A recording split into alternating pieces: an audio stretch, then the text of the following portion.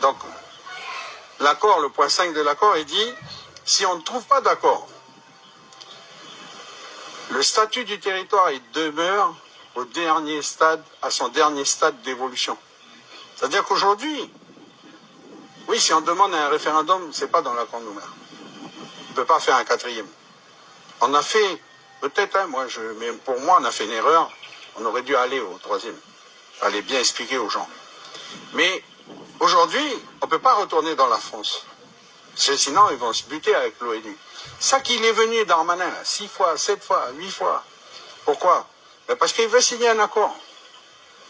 S'il signe un accord, je peux vous dire, il va monter dans l'avion, il ne part pas en France, il va direct à New York, il va dire, sortez-moi ces mecs-là du comité de décolonisation, la France en reprend le contrôle. C'est ça leur volonté. C'est pour ça que quand vous négociez avec eux, j'y étais au Sarria aussi, le 12 février, quand les indépendantistes ils viennent, ils disent, nous, on a décidé déjà, dans le comité des signataires en 2016, d'ouvrir aux natifs. Donc c'est pas une nouveauté, hein. Mais Darmanin, il vous dit non. Le FNKS, il a donné son accord. Il a donné son accord pour ouvrir 12 000 personnes. C'est normal, c'est tous des gosses qui sont nés ici. Donc, on va pas aller à la marge, regarder si celui-là, son père, c'est un là. On a dit tous les gosses qui sont d'ici, ben, ils vont appartenir à ces terres. Ça, c'est un accord politique. Ils l'ont tenu. Il a refusé. Mais systématiquement. Lui, il veut l'ouverture totale. Donc, si nous, on accepte l'ouverture totale, on sort du comité de décolonisation de facto. C'est pour ça qu'il faut tenir.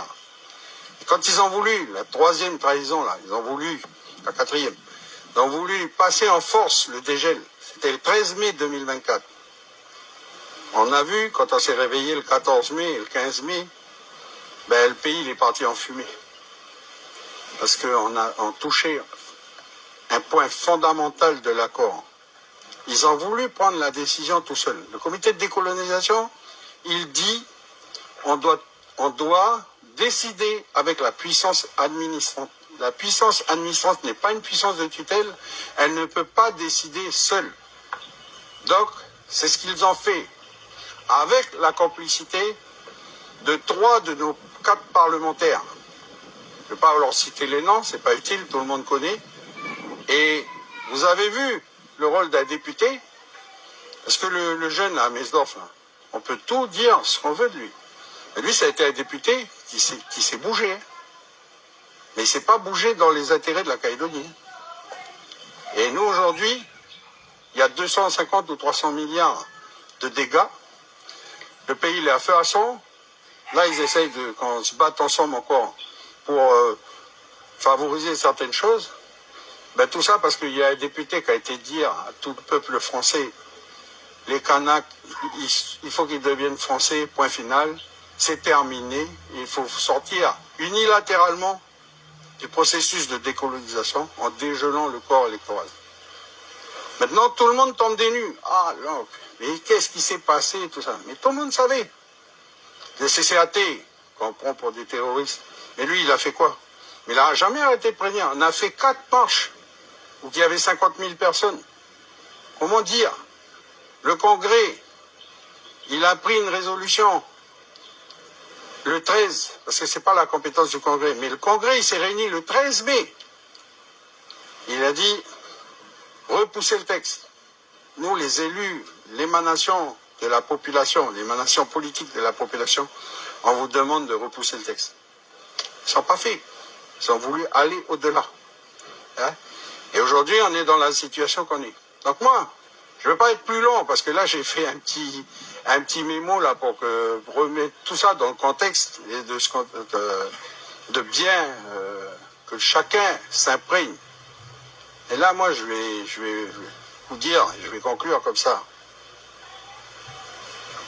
Aujourd'hui, on est dans le Nord, 3 candidats indépendantistes.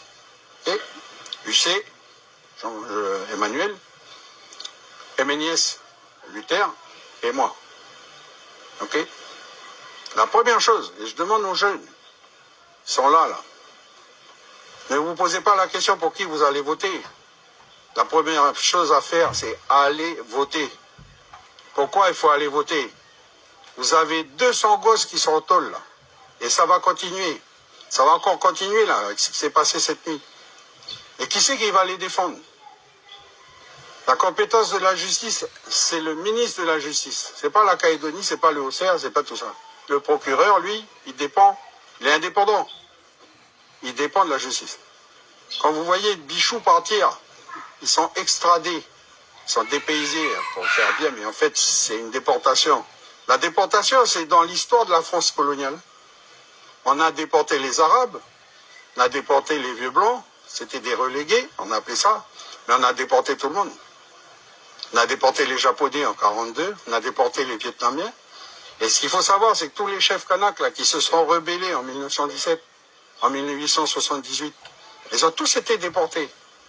Il y en a qui ont été à Pulo Condor, Vietnam. Il y en a qui ont été en Algérie, au Bagne.